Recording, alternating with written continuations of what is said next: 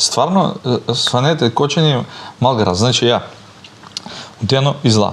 Идам кафе пи. Тие двете дечки на тоа место дека се задржува се починати деца. Одам у Джинџер пример да јадам. Тоа дете е на апарати у Сраби. Одам у фирмата. Александар е кај мене, Јорданчо е у болница.